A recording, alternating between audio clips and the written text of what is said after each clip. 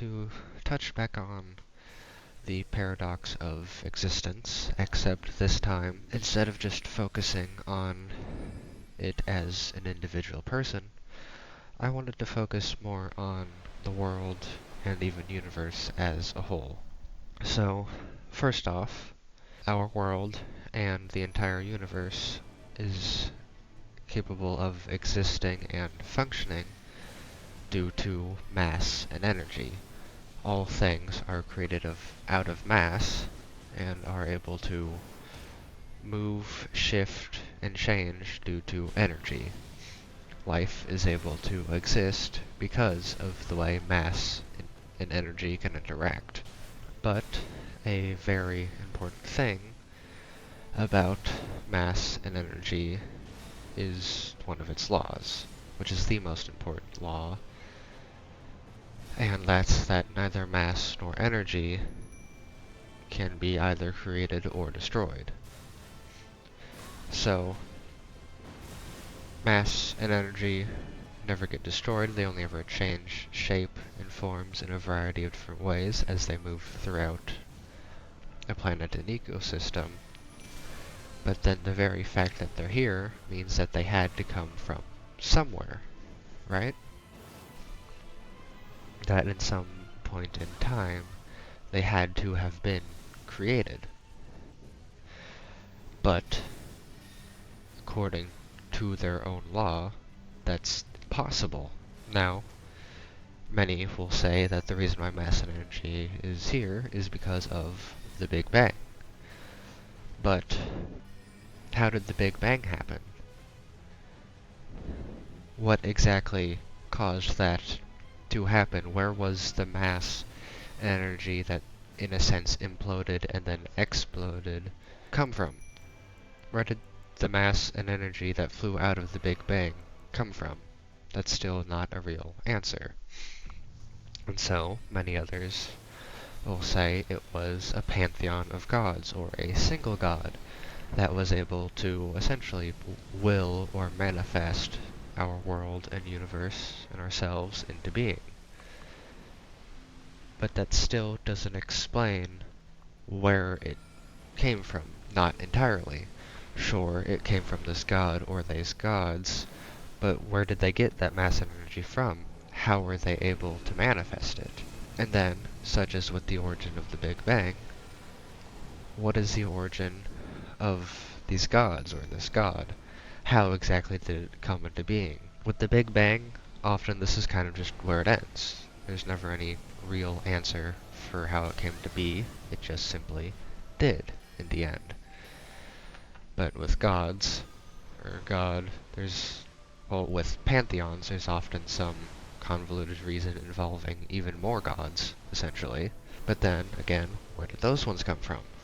And then with a single god, the idea is that this creature just exists, period. There was no before this entity. The entity is the very beginning of all existence, or this entity essentially willed its own self into existence. But the common answer with all of these things is that just, in the end, the only reason they exist or we can be certain of their existence is just because they do. There's no real or final answer other than a universal answer of it just is. It is what it is, just because. The only reason we can actually be certain the universe exists is because we are actively experiencing it. Not just us, but billions of other human beings, and then trillions upon trillions of life forms entirely. But even without life, even before life, even before perception, there was still a universe there. We can't really account for it very well, or know what it was like entirely, but we are certain that there was a time before us, before the very first bacteria developed. Just as with the bacteria to our planets, the solar system, the mass and energy that created everything, it exists simply because it does.